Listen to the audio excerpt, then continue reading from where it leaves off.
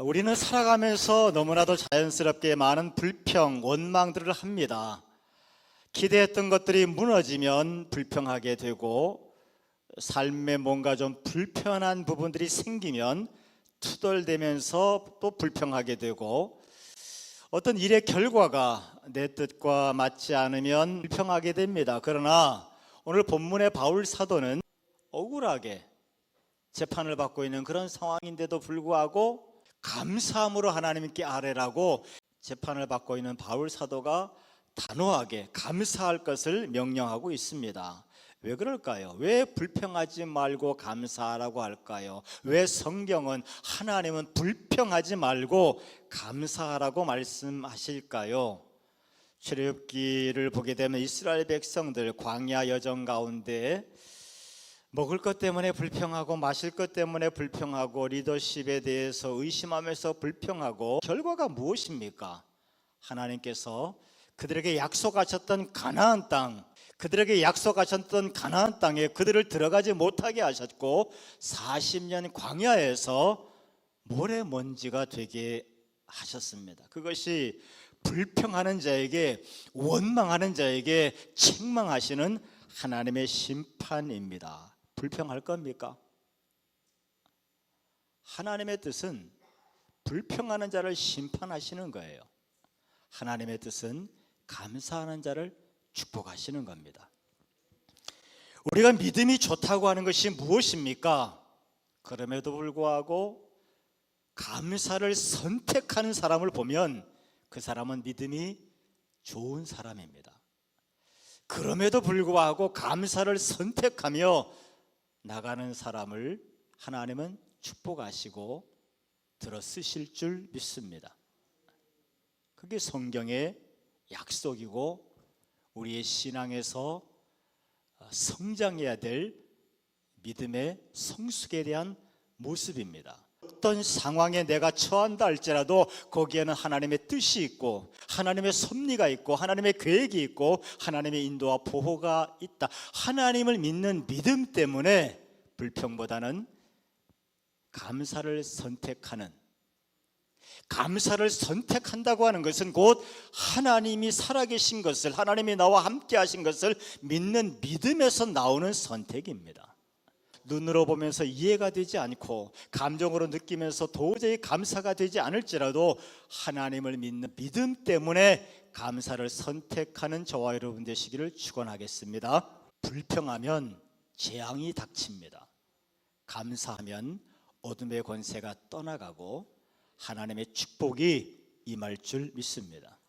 고대 스토아 철학자인 에픽테토스는 그렇게 얘기했어요. 철학자입니다. 이 사람은 예수 믿는 사람이 아닌데도 사람들이 가만히 살아가는 것을 관찰해 보니까 불평은 영혼의 고통이다고 했어요. 불평은 영혼의 고통이다. 불평은 단순한 말이 아니고 내 내면 깊은 곳에서의 불균형 때문에 내 영혼이 외치는 소리가 불평이랍니다. 불평은 내 내면 깊은 곳에 깊은 병이 들었다는 얘기라는 거예요. 불평은 영혼의 고통이다. 내가 상황이 좋은 것, 내게 혜택이 되었을 때, 이익이 됐을 때 감사할 수 있겠죠. 하지만 내게 안 좋아 보이는 것이 닥쳤을 때 불평이 툭 튀어나오는 것은 내 내면 깊은 곳에 깊은 병이 들었기 때문에 내 영혼이 불평을 외친다고 하는 거예요. 예수님은 우리의 내면의 깊은 질병도 치유하기 원하십니다. 습관적인 불평은 믿음 안에서 치유받아야 될 현상이라는 것을 자각을 해야 되는데 그걸 못하고 어리석게 계속 불평을 방치하다 보면은 불평 회로가 계속 강화가 된답니다. 그러니까 평생 불평하는 삶이 되는 거예요.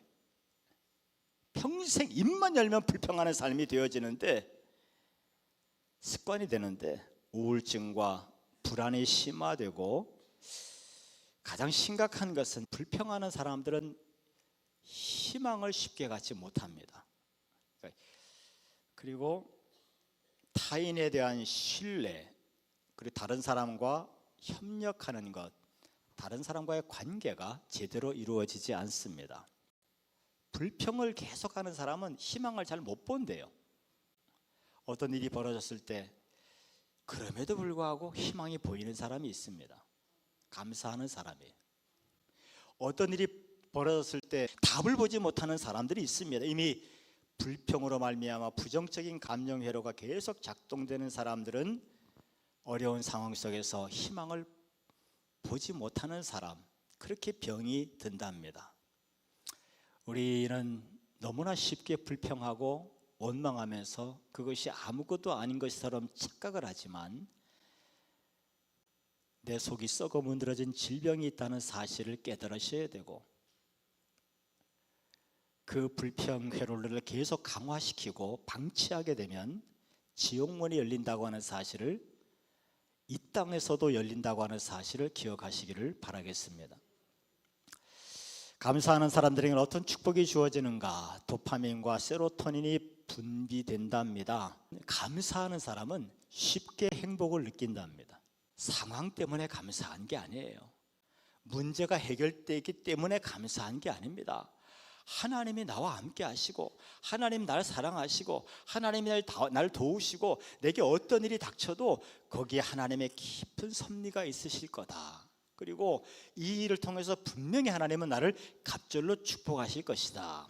하나님에 대한 믿음 때문에 불구덩이 속에 들어가도 감사한 것이고, 물구덩이 속에 들어가도 감사를 선택하는 것, 이게 그리스도인입니다. 예수 믿어야 돼요? 안 믿어야 돼요? 믿어야 됩니다. 예수님을 제대로 믿음으로 감사를 선택할 수 있는 저와 여러분 되시기를 축원해요. 데이비드 휴미나 임마누엘 칸트, 키케로 같은 철학자들도 그런 얘기를 해요. 감사가 공동체를 살리는 핵심 미덕이고, 우리를 욕망으로부터 절제하게 만들고 도덕을 완성하는, 우리가 성숙하게 하는 열쇠가 감사라고 철학자들도 얘기를 하고 있습니다. 다시 한번 정리할게요. 일반적인 감사의 근거는 주로 좋은 일이나 내게 혜택이 주어졌을 때 감정적인 감사입니다. 하지만 성경의 감사는 하나님 때문에 선택하는 선택적 감사예요. 일반 감사는 감정적인 감사지만 그리스도인의 감사는 믿음 안에서 선택하는 감사예요. 저와 여러분의 감사가 믿음의 감사가 되시기를 축원하고, 그 감사의 축복을 누리는 저와 여러분 되시기를 축원하겠습니다. 물고기 2마리, 떡 5개 들고서 12,000명을 바라보면 이걸로 어떻게 먹이겠냐, 불평 나와요, 안 나와요?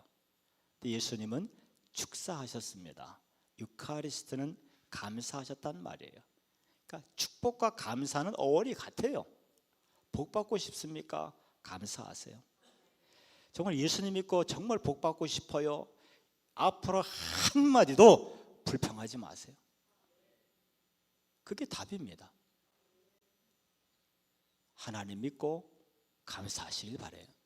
최후의 만찬 때도 예수님 마지막 만찬을 하시면서 잔을 드시고 감사하셨습니다. 죽음이 목전에 있습니다.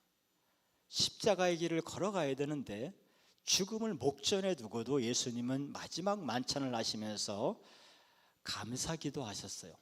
성경도 말씀하시고 다른 철학자들도 얘기를 하는데, 심리학자들도 얘기하고 의사들도 얘기하는데, 감사해야 몸도 건강해지고, 감사해야 마음도 평안해지고, 감사해야 내 영혼의 깊은 질병이 치유된답니다. 감사는 반드시 해야 돼요. 하루 가운데 이 감사가 습관이 돼야 됩니다. 눈을 뜨고 감사하기도 하고, 식사할 때 감사하기도 하고, 자기 전에 하루를 돌아보면서 감사하고. 여러분, 감사는 선택이라 그랬죠. 어떤 날은 정말 저녁에 기도하는데 하나도 감사할 게 없을 때가 있잖아요. 그럴 때가 많아요. 그럴 때는 이렇게 기도하면 돼요. 하나님, 오늘 하나도 감사할 게 없어서 감사합니다. 그게 감사는 믿음의 선택이라는 말이에요. 그래서 오늘 감사할 게 하나도 없게 하신, 오늘을 허락하신 하나님의 섭리가 있을 거다. 하나님의 계획이 있을 거다. 그것을 믿음으로 감사하는 거지. 그래서 감사는 선택입니다. 이 감사는 영적인 훈련입니다. 그냥 오늘 흘려듣지 마시고 반드시 실행하시면 여러분 마음도 치유되고 영혼도 치유되고 육체도 치유되고 하나님 보실 때 정말 축복하고 싶은 사람으로 여러분들의 그릇이 커지게 될 줄로 믿습니다. 불평의 말은 하나님의 역사를 멈추지만 불평의 말은 하나님의 역사를 멈춘답니다.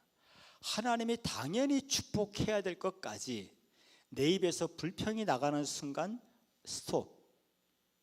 당연히 받아야 될 복도 못 받는다는 거예요. 감사의 고백은 하나님의 능력을 이 땅에 임하게 한다. 하나님이 진노하실 정도로 망할 길이기 때문에 그렇습니다. 불행해지는 길이라서 그래요. 성경은 우리가 행복하게 살기 원하십니다. 그래서 믿음으로 감사할 수 있는 선택의 능력을 우리에게 주셨습니다. 예수 안에서 감사를 선택하는 저와 여러분 되시기를 축원하겠습니다.